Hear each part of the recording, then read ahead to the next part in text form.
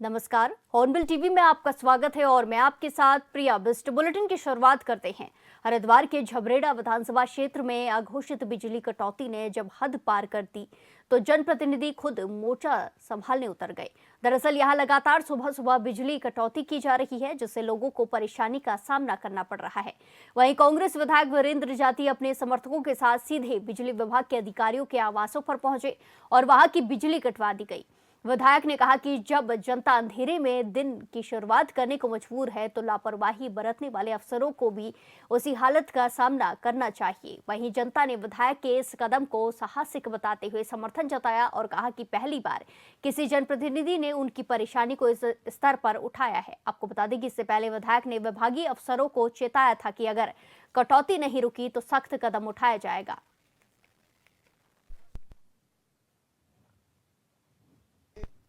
हम लोग लगभग 15-20 दिन पहले एससी महोदय से मिलने के लिए आए थे और हमने कहा था कि सुबह-सुबह ये जो बिजली की रोस्टिंग आप करते हो, सुबह-सुबह बिजली का आप काट देते हो और उस बिजली काटने के परिप्रेक्ष्य में बच्चों को स्कूल जाना है, बच्चों को तैयारी करनी है या लोगों को गर्म पानी चाहिए या लोगों को सुबह की सुविधाएं चाहिए। हमने कहा था कि भाई आप अगर चलो भाई बिजली की कोई किल्लत है, हम भी समझते हैं, तो आप बिजली दोपहर में थोड़ी बहुत देर के लिए काट लीजिए। लेकिन डिपार्टमेंट ने 2-3 दिन 4 दिन के लिए तो बिजली हमारे कहने से ठीक की, उसके बाद फिर स्थिति जस की तस कर दी। और कल तो हमारे क्षेत्र में, मैं खाली झबरेड़ा की बात नहीं करूँगा, कल हमारे क्षेत्र में लगभग 12 घंटे बिजली गायब रही और रोज़ का सुबह-सुबह का ये हाल है कि रोज़ सुबह-सुबह लाइट गायब हो जाती है। तो हमने एससी साहब को उसी दिन चेतावनी दी थी कि अगर आपने इसमें सुधार नहीं किए, बिजली डिपार्टमेंट को पूरे को चेतावनी दी थी, तो मुझे मजबूरन आकर के आपके घरों के तार काटने पड़ेंगे ताकि आप महसूस कर सको कि जब सुबह-सुबह घर में लाइट नहीं होती है तो क्या स्थिति व्यक्ति की होती है। आपके भी बच्चों को स्कूल जाना है। मैं माफ़ी चाहते हुए कहता हूँ भाई उनके परिवारजनों से, मैं उनसे सॉरी बोलता हूँ, उनके जो अधिकारी, उनके परिवारजनों से, अधिकारियों को नहीं। भाई उनके बच्चों को थोड़ी सी आज असुविधा होगी, लेकिन वो भी थोड़ा सा महसूस करेंगे आम आदमी का दर्द। इसी के साथ खबरों में आगे बढ़ते हैं। पूर्व मुख्यमंत्री हरीश रावत का एक एआई वीडियो इन दिनों सोशल मीडिया पर वायरल हो रहा है, जिस पर उनका कहना है कि बीजेपी एआई के जरिए उनका वीडियो बनाकर वायरल कर रही है। ऐसे में उन्होंने नेहरू कॉलोनी में थाने में जाकर एफआईआर दर्ज कराई है।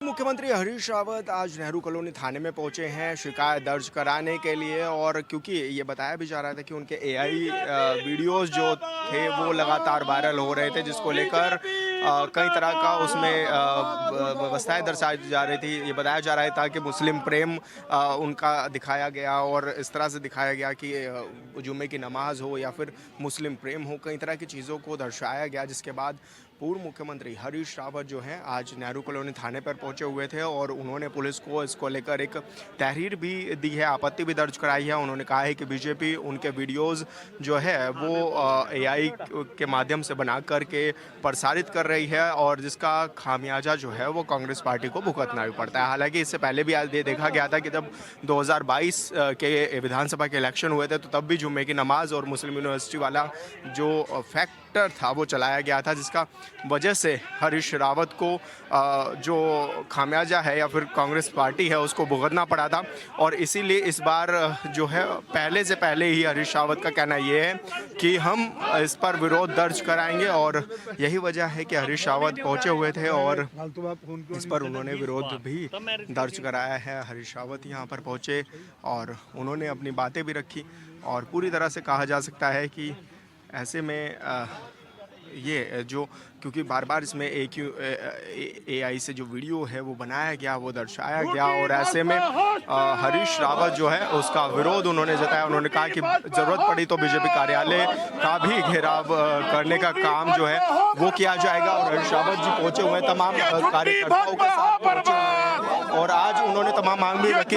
सर, एआई पर तमाम वीडियो आपके बनाए जा रहे हैं, किस रूप में क्या कहेंगे? ये निष्ठा की पराकाष्ठा, राजनीति इसका की पराकाष्ठा है और हम इसके खिलाफ एफआईआर दर्ज करेंगे। तो इसका क्योंकि पिछली बार भी ऐसा प्रोपागेंडा फैलाया गया था, इस बार फिर से वही चुनाव से ठीक। हाँ बिल्कुल, ये इनके पास जनता के सवालों का, महंगाई, बेरोजगारी, महिलाओं का बढ़ता अत्याचार और इन इश्यूज पर कोई बात है नहीं, कोई जवाब है नहीं, और इसलिए इस तरीके के कायराना हरकतों को कर रहे हैं। क्या मैसेज आप देना चाहेंगे कि जनता को सही जानकारी मिल सके? हम लड़ रहे हैं, हम कानून का सहारा ले रहे हैं, कह रहे हैं कि इसके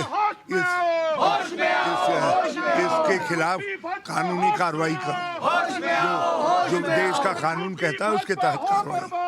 धन्यवाद सर, हमसे बातचीत करने के लिए हरीश रावत जी हमारे साथ मौजूद थे, जो कि बातचीत कर रहे थे और बता रहे थे कि उनके जो वीडियो है वो वायरल किए जा रहे हैं, जिसका खामियाजा जो है वो कांग्रेस को और बार भुगतना पड़ जाता है। हॉर्नबिल टीवी के लिए देहरादून से विशाल गर्ग। इसी के साथ खबरों में आगे बढ़ते हैं। रामनगर विधानसभा की ग्राम पंचायत मालधन चौड़ में पंचायत चुनाव के बाद पहली बार खुली बैठक का आयोजन हुआ, जिसमें अलग ही उत्साह देखने को मिला। शासन प्रशासन के अधिकारियों और जनप्रतिनिधियों का एक पूरा प्रतिनिधिमंडल जनता के सवालों का जवाब देने और उनके गांव की तस्वीर बदलने के लिए मौजूद रहा। इस खास मौके पर स्थानीय विधायक दीवान सिंह बिष्ट ने शिरकत की और उन्होंने न केवल जनता की समस्याओं को सुना, बल्कि मुख्यमंत्री पुष्कर सिंह धामी के नेतृत्व में चल रही जन कल्याणकारी योजनाओं के बारे में भी बताया। विधायक ने कहा कि धामी सरकार की योजनाएं आज पहाड़ से लेकर मैदान तक हर गरीब और जरूरतमंद के चेहरे पर मुस्कान ला रही है। वहीं जनता ने सीएम धामी और विधायक का आभार जताते हुए विकास की इस रफ्तार पर अपनी मुहर लगाई। समूह के माध्यम से आपके यहाँ भी गोपाल 1 लाख। देखिए, पंचायत राज में पंचायतें जो होती हैं, ग्राम सभाएं जो होती हैं, बहुत महत्वपूर्ण इनका रोल होता है। जितनी भी योजनाएं सरकार की होती हैं वो ग्राम पंचायतों से शुरू होती हैं। हम उतना महत्व लोग देते नहीं हैं, लेकिन देना चाहिए। आज बहुत अच्छा लगा कि माताएं भी हैं, बहनें भी हैं, बुजुर्ग भी हैं, नौजवान भी हैं, अपनी अपनी समस्याएं लेकर, और विभाग ने भी अपने विस्तार से कि किस प्रकार से हम अपने पहचान पत्र बना सकते हैं, आधार कार्ड बना सकते हैं, विधवा पेंशन, विकलांग पेंशन, और बच्चों के जो वजीफे हैं वो कैसे प्राप्त कर सकते हैं, ये सारी विस्तार से यहाँ पर बताई है, क्योंकि ये पंचायतों से ही शुरू होती है। और बहुत अच्छा लगा कि लोगों में जागरूकता है कि अपने क्षेत्र की जो भी समस्याएं हैं, कुछ समस्याएं आए हैं जो आगे जाके यहाँ से प्रस्ताव जाएंगे, एसडीएम साहब जिले तक जाएंगे, जिले से प्रदेश तक जाएंगे, तो उन पर कहीं न कहीं उन पर कार्रवाई होगी। और मैं सोचता हूँ कि अधिकांश जो समस्याएं आई हुई उनका निदान तुरंत ही हो जाएगा। इसी के साथ खबरों में आगे बढ़ते हैं। उत्तरकाशी में उत्तरांचल उत्थान परिषद के तत्वाधान में जिला प्रेक्षागृह में युवा जनप्रतिनिधि सम्मेलन का सफल आयोजन किया गया, जिसका मुख्य उद्देश्य पंचायत स्तर पर तक सभी जनप्रतिनिधियों से संवाद स्थापित करना और उनके अनुभवों, सुझावों के साथ विचारों के जरिए संगठनात्मक मजबूती प्रदान करना रहा। इस मौके पर राष्ट्रीय स्वयंसेवक संघ उत्तराखंड प्रांत के प्रांत प्रचारक शैलेंद्र मुख्य वक्ता के रूप में उपस्थित रहे। इस दौरान सांस्कृतिक कार्यक्रम का भी आयोजन किया गया।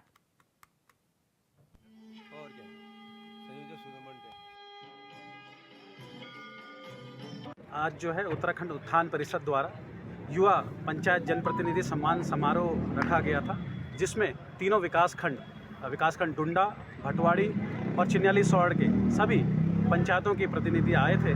और यहाँ पे हमारे जो प्रांत प्रचारक है डॉक्टर शैलेंद्र जी, उनका जो है वो मुख्य वक्ता के रूप में थे। उनका आज हमें आशीर्वचन प्राप्त हुआ। और मुख्य अतिथि माननीय विधायक सुरेश चौहान जी गंगोत्री विधायक रहे हैं, और जिस कार्यक्रम की अध्यक्षता कर रहे थे वो हमारे रमेश चौहान जी, जो हमारे जिला पंचायत अध्यक्ष है, और मैंने जो है कार्यक्रम का मैं स्वयं संयोजक रहा हूँ। सर क्या रहा है इसमें पंचायतों के क्या अधिकार होते हैं, पंचायतों को कैसे मजबूत करना है, और पंचायत प्रतिनिधियों को आपस में समन्वय बैठा के कैसे हम अपने पंचायतों को और आगे लेके जा सकते हैं, एक नए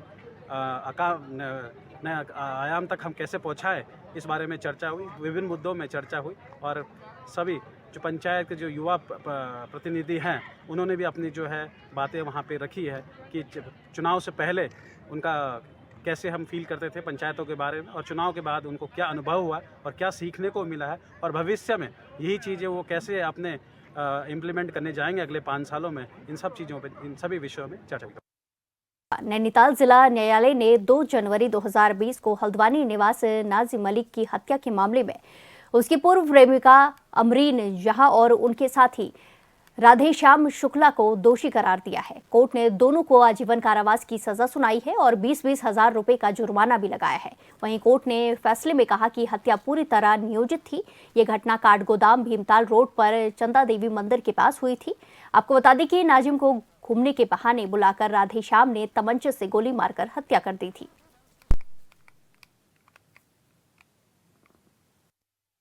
घटना है दिनांक 2/1/2020 की है और दोपहर की घटना है और थाना भीमताल में इसमें रिपोर्ट दर्ज कराई थी वाजिद अली खान पुत्र रियासत अली द्वारा। ये निवासी इंदिरा नगर ठोगर गली नंबर हल्द्वानी के रहने वाले हैं। इन्होंने अपने भाई इनके भाई का इसमें हत्या हुई थी और इस मामले में दिनांक 2/1/2020 को अमरीन जहां और राधेश्याम षड्यंत्रकार मतलब नाजिम को अपने बाइक से भीमताल रोड पिन मोड़ के पार ले गए और वहां पर घूमने के बहाने उनको रोका और राधेश्याम ने अपने तमंचे से वाजिम पर गोली चलाई जिससे उसको अस्पताल ले जाने पर उसकी मृत्यु घोषित कर दी गई। इस मामले में अभियोजन पक्ष द्वारा अभिन्न तथ्यों को साबित करने वाले हेतु टोटल 17 गवाहों को पेश किया गया। यह केस CDR ऑफिसर की रिपोर्ट और CCTV कैमरे के आधार पर इसमें साक्ष्य एकत्रित किया गया था और आज दोनों अभियुक्तों को धारा 302-120 के तहत न्यायालय द्वारा आजीवन कारावास की सज़ा सुनाई है, अर्थदंड की भी सज़ा सुनाई है। क्योंकि अभियुक्त राधेश्याम द्वारा घटना में प्रयुक्त तमंचा भी बरामद कराया था, उसमें भी उसको धारा 25 आर्म्स एक्ट के अंतर्गत 3 वर्ष का सश्रम कारावास की सजा सुनाई है। दोनों अभियुक्त जमानत पर थे। उनको आज न्यायिक हिरासत में लेके दंडादेश भुगतने के लिए इसी के साथ खबरों में आगे बढ़ते हैं। उत्तराखंड सरकार पर्वतमाला मिशन के तहत विंटर डेस्टिनेशन औली से गौरसो बुग्याल की चोटी तक चेयरकार रोपवे बनाने की विस्तृत योजना तैयार की जा रही है। इस परियोजना से औली को अंतर्राष्ट्रीय स्तर के विंटर डेस्टिनेशन स्कीइंग और पर्यटन केंद्र के रूप में और मजबूती मिलेगी। फिलहाल रोपवे की विस्तृत परियोजना रिपोर्ट तैयार की जा रही है। सरकार औली के ढलानों को भी और विकसित करने की योजना पर काम कर रही है, जिसका उद्देश्य घरेलू और विदेशी पर्यटकों को बेहतर स्कीइंग की सुविधा उपलब्ध कराना है।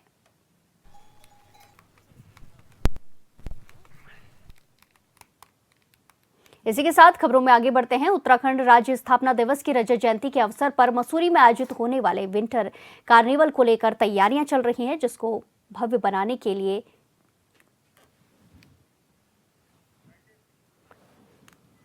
विंटर कार्निवल को लेकर तैयारियां चल रही हैं, जिसको भव्य बनाने के लिए लगातार प्रशासन की तरफ से, आयोजकों की तरफ से तैयारियां चल रही हैं, जिसको लेकर पूरे शहर में सजावट का कार्य शुरू कर दिया गया है। 24 दिसंबर से विंटर लाइन कार्निवल का आयोजन होगा, जिसके साथ फूड फेस्टिवल का भी आयोजन किया जाएगा, जिसमें पहाड़ी व्यंजनों को परोसा जाएगा। पहाड़ की संस्कृति, वेशभूषा और गीत संगीत से पर्यटकों को रूबरू कराया जाएगा।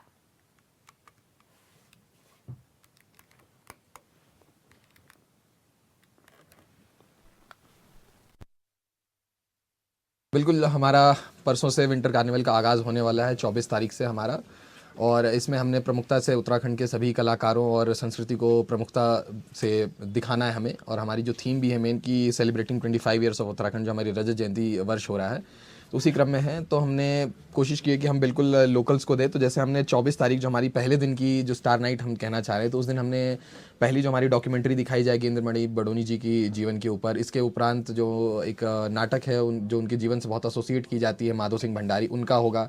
इसके अलावा एक स्वजन सेवा समिति है, उनका एक बहुत ही अच्छा कार्यक्रम बच्चों द्वारा किया जाता है, तो वो कार्यक्रम के लिए भी हमने जगह दी है। इसके बाद हमारा 25 तारीख की जो स्टार नाइट है, उसमें हमने एक बैंड है हमारा मिजाज बैंड और एवं रूहान भारद्वाज और करिश्मा शाह, जो हमारे यहाँ के लोकल बहुत बड़े कलाकार हैं, उनकी स्टार नाइट होगी। 26 तारीख की जो हमारी एक हमने थोड़ा सा मिजाज बदलने के लिए उस दिन थोड़ी शेर व शायरी की भी एक शाम रखी है कि थोड़ा सा उसको भी एक मौका मिले। इसके अलावा हमारी जौन सारी नाइट जो है हमारी रेशमा शाह मैडम है उनके द्वारा होगी। इसके बाद एक हमारी उस दिन उत्तराखंडी म्यूज़िकल नाइट है जिसमें हमारे कई जो यहाँ के दिग्गज सिंगर्स हैं, मीना राणा का ग्रुप जो है, मीना राणा मैडम, गजेंद्र राणा, सौरभ मैठानी, सनी दयाल, सुशील चौनियाल, तो ये सब लोगों के मिला करके हमने एक उत्तराखंडी नाइट दिया। देखिए, बहुत ज़बरदस्त ये नृत्य नाटिका होने जा रही है 24 तारीख को।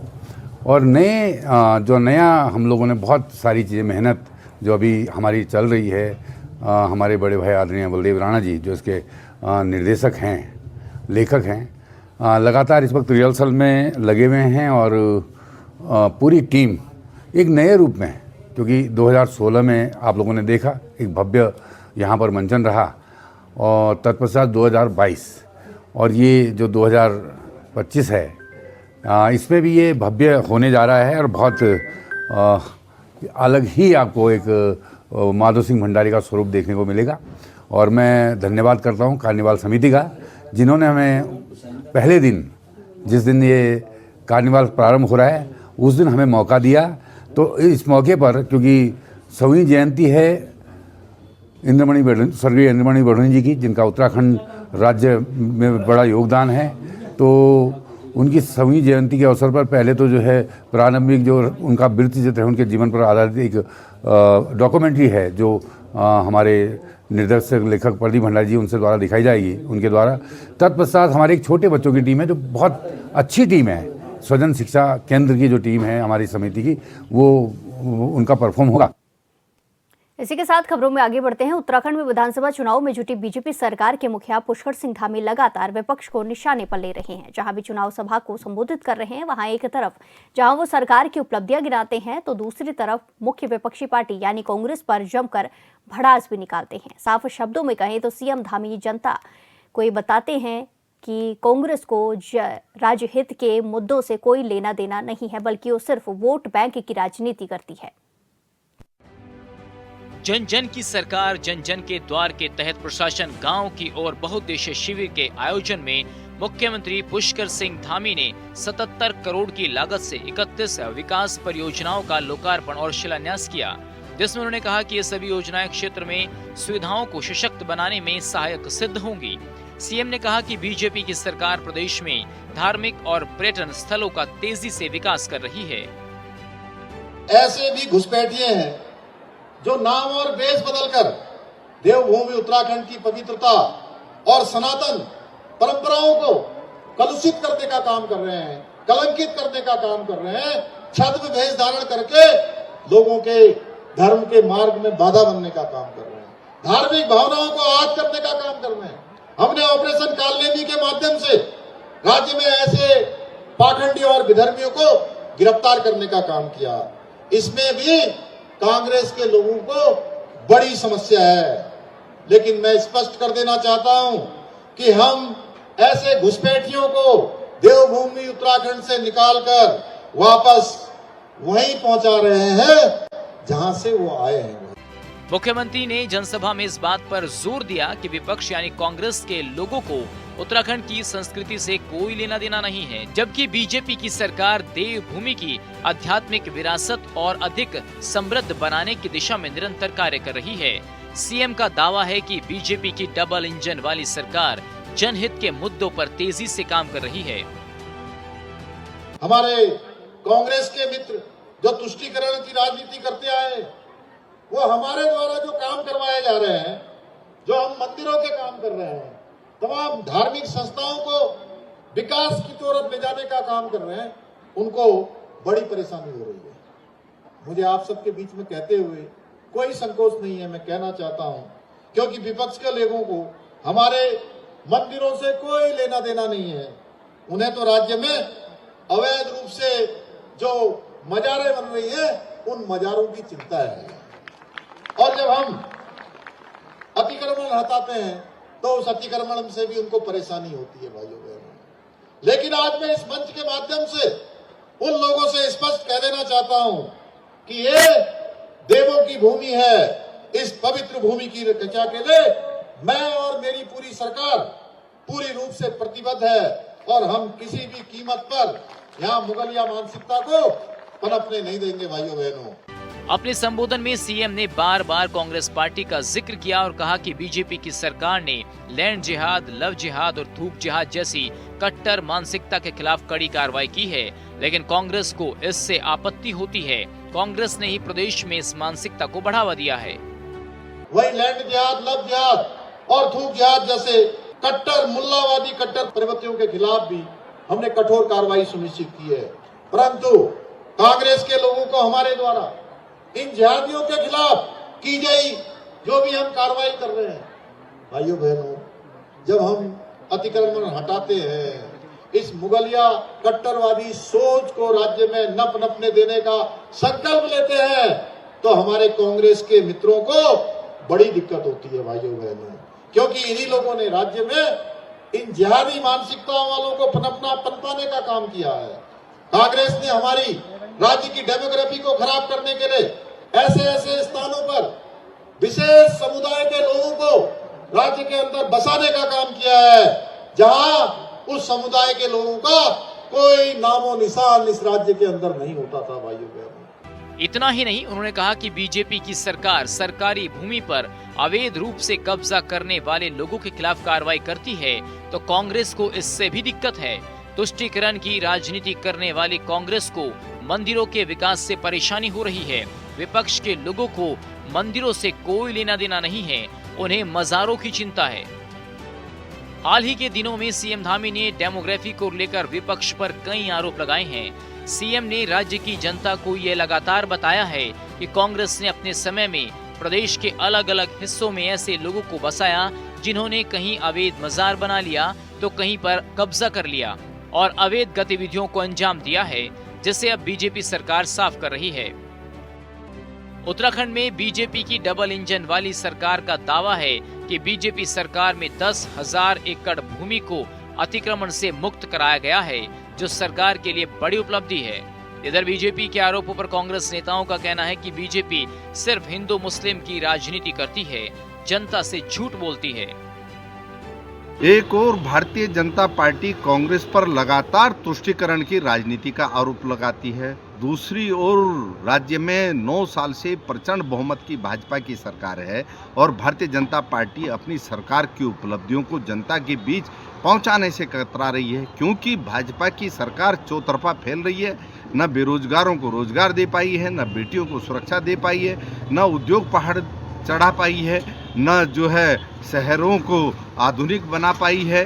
हर और विफलता ही विफलता है, तो जनता के बीच किस मुंह से जाएं? अपनी नाकामियों को छुपाने के लिए भारतीय जनता पार्टी कांग्रेस के वरिष्ठ नेताओं के फर्जी वीडियो बना करके जो है जनता के बीच पहुंचाने का काम कर रही है। भाजपा का आईटी सेल कांग्रेस के नेताओं का चरित्र हनन करने की कोशिश कर रहा है और एआई द्वारा मनगढ़ंत वीडियो बना रहा है, फर्जी नैरेटिव सेट करने का प्रयास कर रहा है। इससे जो है जनता भी समझ रही है कि भाजपा अब 2027 के चुनाव को लेकर के हताश हो चुकी है, निराश हो चुकी है और इसीलिए इस प्रकार के प्रोपेगेंडा रचने लगी है। कांग्रेस पार्टी भारतीय जनता पार्टी की इस प्रोपेगेंडा का मुंहतोड़ जवाब देगी और कांग्रेस को पूरा भरोसा है कि आने वाले 2027 के विधानसभा चुनाव में हम भाजपा के षड्यंत्रों का पर्दाफाश करके इस प्रदेश में सरकार भी बनाएंगे और भाजपा को सबक सिखाने का काम भी जनता करेगी। राज्य के गठन के बाद उत्तराखंड में कभी कांग्रेस की सरकार रही तो कभी बीजेपी की सरकार रही, लिहाजा ये कहना आसान नहीं है कि किसकी सरकार में अवैध रूप से लोगों को बसाया गया है। Bureau report, Hornbill TV. इस बुलेटिन में फिलहाल के लिए इतना ही। बाकी तमाम खबरों के लिए देखते रहिए हॉर्निबल टीवी।